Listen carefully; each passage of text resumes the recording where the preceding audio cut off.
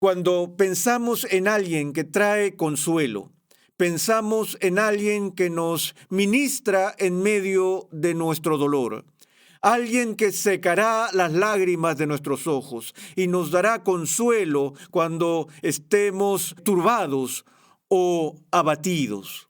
Ahora, cuando Jesús llama al Espíritu Santo otro consolador o paracleto, eso no es de lo que está hablando.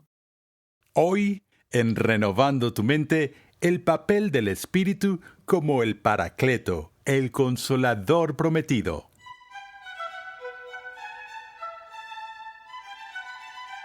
Bienvenido una vez más a Renovando tu Mente con el Dr. R.C. Sproul. Hoy continuamos con la serie de enseñanza Fundamentos, un panorama general de la teología sistemática, donde el Dr. Sproul nos muestra que las verdades de la Escritura se relacionan entre sí en perfecta armonía. El Espíritu Santo desempeña un papel vital en la vida de los creyentes y en la vida de la Iglesia. Él es el Paracleto, el Consolador que Cristo prometió enviar. Vayamos de nuevo al aula de clases a escuchar al Dr. R.C. Sproul mientras explica la importancia del papel del Espíritu como el consolador prometido que Dios ha enviado para estar con su pueblo en medio de un mundo hostil. En el capítulo 15 del Evangelio de Juan, Jesús tiene una discusión por varios asuntos, pero uno de los puntos centrales que discute en este discurso es el odio. Eso puede parecernos extraño porque estamos acostumbrados a pensar en la centralidad del amor en la enseñanza de Jesús y en especial en el Evangelio de Juan. Pero en el capítulo 15, Jesús está hablando del odio que el mundo tenía por él. Y como consecuencia de ese odio que el mundo expresó hacia Jesús, él ahora en este discurso en el aposento alto está alertando a sus discípulos de lo que pueden esperar del mundo. Dice que si el mundo me odia, obviamente los van a odiar. Y en este discurso dice en el versículo 18, si el mundo os odia, sabéis que me ha odiado a mí antes que a vosotros. Si fuerais del mundo, el mundo amaría lo suyo. Pero como no sois del mundo, sino que yo os escogí de entre el mundo, por eso el mundo os odia. Y luego continúa hablando de la persecución y en medio de ese discurso presenta un tema muy importante. Y ese es el tema del consolador prometido que enviará para que esté con su pueblo en medio de un mundo hostil.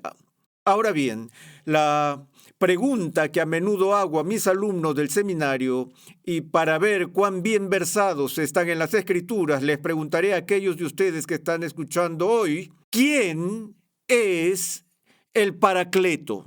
Vemos esta palabra a veces en la literatura cristiana, el Paracleto. ¿Quién es el Paracleto? Esa es la pregunta que hago a mis alumnos del seminario y voy a preguntar a la audiencia aquí hoy. ¿Alguien puede decirme quién es el Paracleto? El Espíritu Santo. Sabía que iba a decir el Espíritu Santo, pero eso está mal. Gracias por participar, Elena. Bueno, no está del todo mal. Pero cuando pensamos en este título, Paracleto, casi siempre pensamos inmediatamente en el Espíritu Santo, porque ese es el título que le damos al Espíritu Santo. Pero la pequeña corrección que quiero hacer es esta, que cuando Cristo presenta al Paracleto, le dice a su pueblo, te voy a enviar otro Paracleto. Y así realmente el Espíritu Santo en el Nuevo Testamento se introduce como otro Paracleto. Ahora, obviamente, para que haya otro Paracleto, debe haber al menos un Paracleto anterior, a fin de que haya otro. Y cuando vemos el Nuevo Testamento, entonces la palabra griega parakletos, que se traduce o que simplemente se translitera a la palabra española paracleto, vemos que ese título, paracleto, pertenece en primera instancia no al Espíritu Santo, sino a Jesús mismo. Es Jesús quien en el Nuevo Testamento es revelado como el Paracleto. Y entonces el Espíritu Santo es el segundo Paracleto u otro Paracleto junto a Jesús. Ahora, estoy dando este pequeño estudio de palabras no solo por diversión, sino porque hay un gran significado para esto, en especial en la comprensión del significado de esto. No solo como está relacionado con Jesús, sino también en lo que se refiere a la persona y la obra del Espíritu Santo. Permítanme, antes de seguir, regresar al capítulo 16 o capítulo 15 de Juan. En el versículo 25, Jesús dice: pero han hecho esto para que se cumpla la palabra que está escrita en su ley. Me odiaron sin causa. Cuando venga el Consolador, esa es la traducción que estoy leyendo. Otras traducciones leen cuando venga el abogado, y otra traducción lee cuando venga el defensor, a quien yo enviaré del Padre, es decir, el Espíritu de verdad que procede del Padre. Él dará testimonio de mí, y vosotros daréis testimonio también, porque habéis estado conmigo desde el principio. Estas cosas os he dicho para que no tengáis tropiezo. Os expulsarán de las sinagogas, pero viene la hora cuando cualquiera que os mate pensará que así rinde un servicio a Dios. Y harán estas cosas porque no han conocido ni al Padre ni a mí. Pero os he dicho estas cosas para que cuando llegue la hora os acordéis de que yo ya os había hablado de ellas. Ahora, una vez más vemos que el escenario de la discusión de Jesús sobre el envío del Consolador, el envío del Espíritu Santo, está en el contexto del odio y la persecución anticipada. Ahora, históricamente en la Iglesia, esta idea del Paracleto, en términos del ministerio del Espíritu Santo, se ha asociado con ánimo, porque también usamos el título Consolador con respecto al Espíritu Santo. Y aquí hay un aspecto en el que olvidamos algo significativo en cuanto al ministerio de Dios, el Espíritu Santo. Recuerdo por un momento al filósofo Friedrich Nietzsche, que en el siglo XIX, como saben, declaró la muerte de Dios. Pero Nietzsche fue bastante crítico con el impacto del cristianismo en la civilización occidental. Dijo que Dios está muerto, murió de pena. Y lo que Nietzsche aborrecía fue la ética que consideraba una ética de debilidad, que había sido propagada por la Iglesia cristiana en Europa occidental, enfatizando la humildad, la paciencia y la bondad, cuando dice: la humanidad verdadera y auténtica se encuentra en el superhombre que expresa el deseo de poder. Y una persona auténtica es aquella, Nietzsche dijo, quien en el análisis final es un conquistador. Él no se hunde en esta ética de debilidad y mansedumbre, pero más bien abogó por una ética de fuerza, machismo y todo este tipo de cosas. Y de nuevo con el ideal que se encuentra en la imagen del conquistador. Hay razones por las que Adolfo Hitler repartió copias de los libros de Nietzsche a sus partidarios como regalo de Navidad, antes de su ascenso al poder en Alemania. Ahora, lo fascinante para mí es que cuando Jesús se refiere al Espíritu Santo como otro Paracleto, otro Consolador, ese concepto ha sido poco comprendido en nuestra cultura. Cuando pensamos en alguien que trae consuelo, pensamos en alguien que nos ministra en medio de nuestro dolor, alguien que secará las lágrimas de nuestros ojos y nos dará consuelo cuando estemos turbados o abatidos. Ahora, cuando Jesús llama al Espíritu Santo otro consolador o paracleto, eso no es de lo que está hablando. Ahora, para que no se me malinterprete, permítanme rápidamente agregar que el Nuevo Testamento enseña que Dios es aquel que trae consuelo a su pueblo. De hecho, el nacimiento de Cristo fue anunciado como la aparición del consuelo de Israel. Por lo tanto, no quiero sugerir que Dios no está allí o que el Espíritu Santo mismo no viene y nos ministra en medio de nuestro dolor y en medio de la aflicción. Hace todas estas cosas. Él es quien nos da la paz que sobrepasa todo entendimiento. Pero esa no es la referencia que Jesús está haciendo aquí. El término paracletos, la palabra griega, proviene de la cultura griega. Y en primera instancia podemos examinar el griego. Simplemente lo haré con la versión en español. El prefijo para significa junto a. Pensamos en ministerios para eclesiásticos, en paralegales, para médicos, lo que sea. Alguien o algo que es para es lo que está junto a otra cosa. Una de las palabras más famosas que encontramos en la Biblia es la palabra parábola, que proviene del prefijo para y de la raíz boleo, que significa lanzar.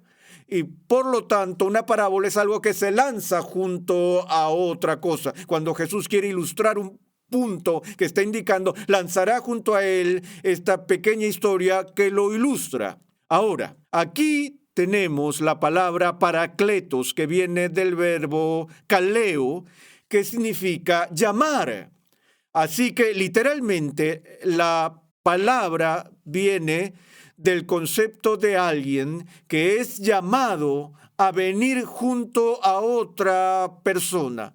Ahora, la forma en que funcionaba en la cultura griega era que un paracleto era un abogado familiar, que cada vez que había problemas y que necesitabas a alguien que te defendiera en medio de una dificultad, llamabas a tu paracleto, que normalmente estaba al servicio permanente. Era el abogado de la familia. Vino a defenderte en medio de las acusaciones que ibas a soportar.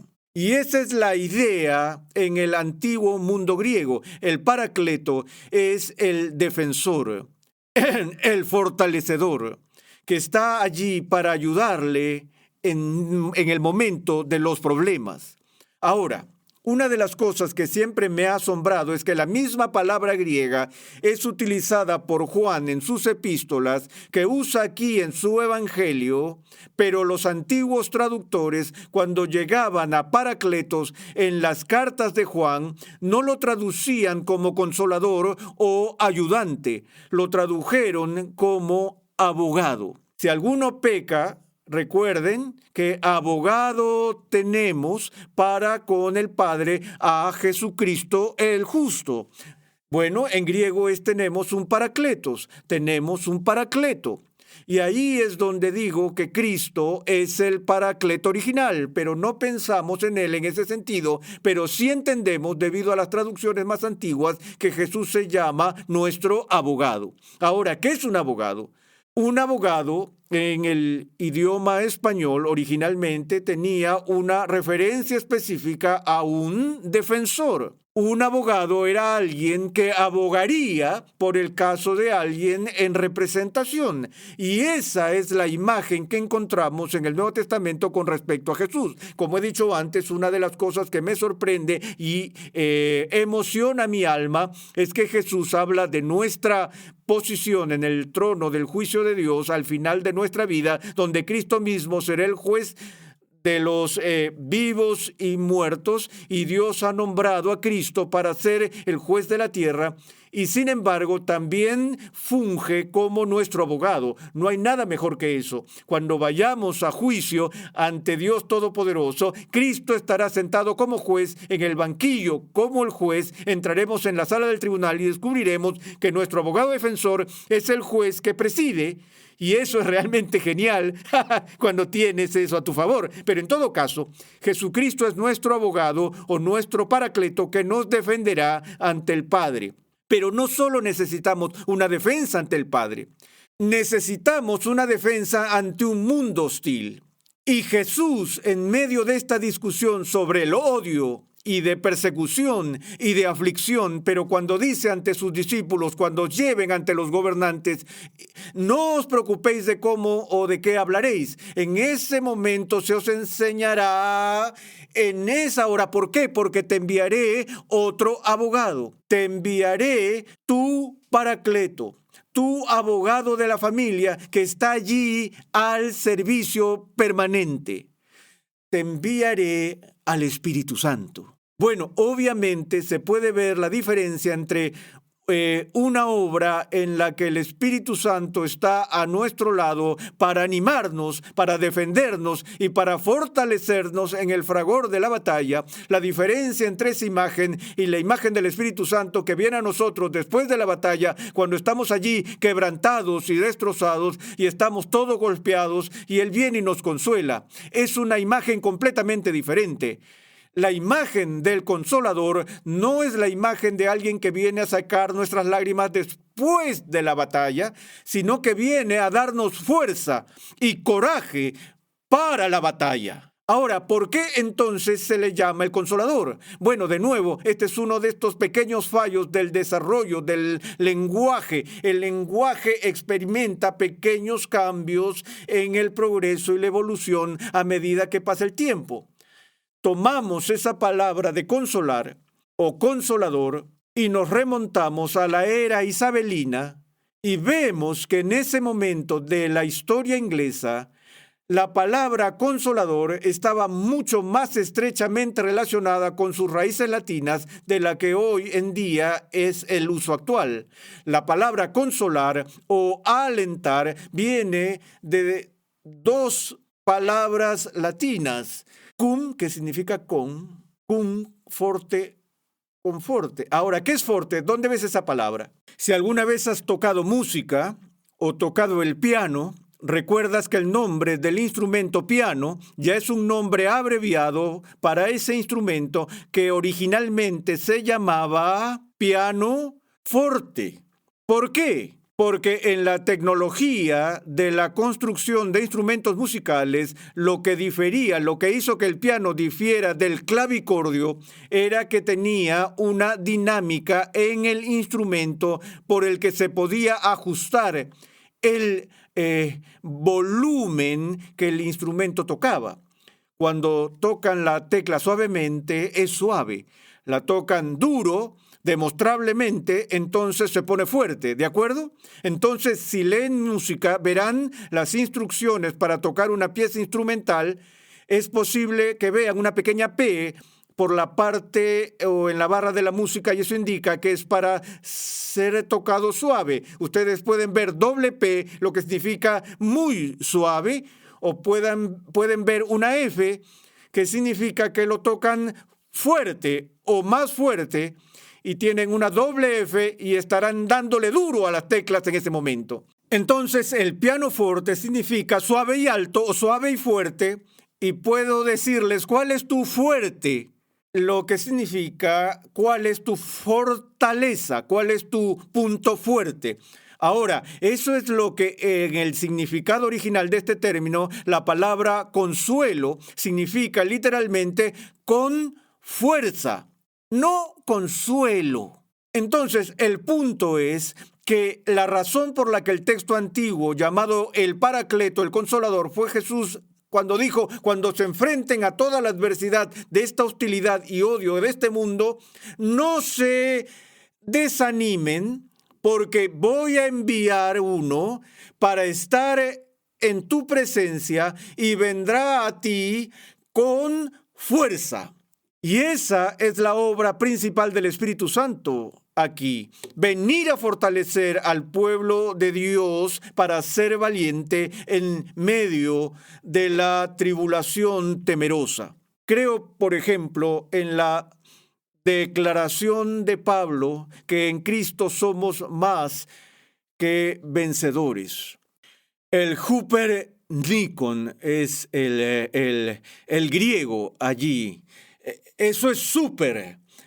De hecho, en latín, supervincemus. Somos super vencedores. Pienso en Nietzsche cuando leo eso y dije, Nietzsche, ¿quieres vencedores? Bien, te daremos vencedores. Los vencedores que son preparados por Dios, el Espíritu Santo, que fortalece a su pueblo. Y una de las formas clave en que nos fortalece para la confrontación con el mundo es con la verdad. Como vemos en este mismo discurso, Jesús dice, os enviaré al Consolador, el Paracleto, que es el Espíritu de verdad que procede del Padre. Y más tarde dice en el versículo 12 del capítulo 16, aún tengo muchas cosas que deciros, pero no las podéis soportar. Pero cuando Él, el Espíritu de verdad, venga, os guiará a toda verdad, porque no hablará por su propia cuenta, sino que hablará todo lo que oiga, y os hará saber todo lo que habrá de venir. Él me glorificará, porque tomará de lo mío y os lo hará saber. Todo lo que tiene el Padre es mío. Por eso dije que Él toma de lo mío y os lo hará saber. Entonces, de nuevo, vemos que el ministerio del Espíritu Santo es aplicar la obra de Cristo a su pueblo. Y lo hace santificándonos, revelando la verdad de Dios a nosotros y viniendo a nosotros con fuerza.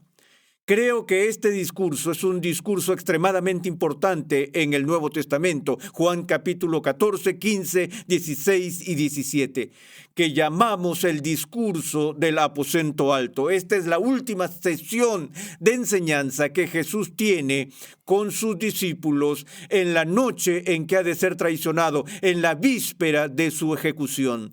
Y también es significativo, amados, que en estos 4 capítulos que Juan nos da, obtenemos más información sobre la persona y la obra de Dios, el Espíritu Santo, que en el resto del Nuevo Testamento combinado. Esta es una sección increíblemente importante de la Escritura para instruirnos sobre el carácter del Espíritu Santo y de la misión del Espíritu Santo.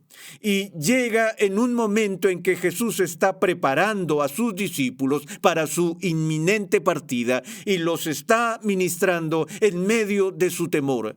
Sin embargo, un poco de tiempo y me voy, no estaré más con ustedes, pero no los voy a dejar sin consuelo, es decir, no voy a dejarlos sin fuerza. Habían sido fortalecidos por su presencia, habían sido alentados por su presencia, como se pueden imaginar, pero ahora su líder va a ser apartado de ellos y él dijo, está bien, porque cuando me vaya, les enviaré otro fortalecedor, otro Paracleto, que estará con ustedes para decir la verdad por ustedes, y Él los animará, Él los defenderá y los hará ser fieles a mí en medio de los problemas. Y lo hizo justo en el día de Pentecostés, cuando envió al Espíritu Santo a su iglesia, a su pueblo, para darles poder, para alentarlos. Y cuando llegó la persecución,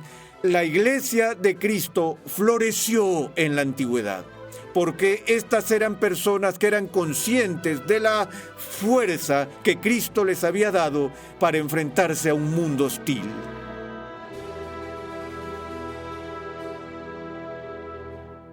Los cristianos somos más que vencedores porque hemos sido transformados y fortalecidos por el Espíritu Santo a través de la aplicación de la verdad. La Biblia de Estudio de la Reforma ya está disponible. Esta Biblia de estudio cuenta con más de 1,000,000 de palabras de explicaciones versículo por versículo y temáticas, con la colaboración de 75 distinguidos pastores y teólogos de alrededor del mundo, liderados por el Dr. R.C. Sproul. La Biblia de Estudio de la Reforma está cuidadosamente elaborada para ofrecer una experiencia de lectura, estudio y discipulado sin precedentes para cada edad y etapa de la vida cristiana. Para más información, visita la página web bibliadeestudiodelareforma.com hoy mismo. ¿Alguna vez te han preguntado si has sido bautizado en el Espíritu Santo? ¿Qué significa esto? ¿Es bíblico? En el siguiente episodio de Renovando tu Mente, R.C. Sproul analiza el bautismo del Espíritu Santo y cómo se relaciona con nuestra conversión. Renovando tu Mente es una producción de los Ministerios Ligonier, la confraternidad de enseñanza del Dr. R.C. Sproul. Nuestra misión, pasión y propósito es ayudar a las personas a crecer en su conocimiento de Dios y su santidad. Recuerda que en nuestra página web renovandotumente.org puedes adquirir gratuitamente la guía de estudio de la serie de hoy. Y además encontrarás una amplia variedad de recursos, tales como clases, artículos y contenido multimedia, con la finalidad de cumplir con nuestra misión de proclamar, enseñar y defender la santidad de Dios en toda su plenitud a tantas personas como sea posible. Sintonízanos nuevamente en esta misma emisora y en este mismo horario y únete a nuestra gran comunidad virtual en las redes sociales.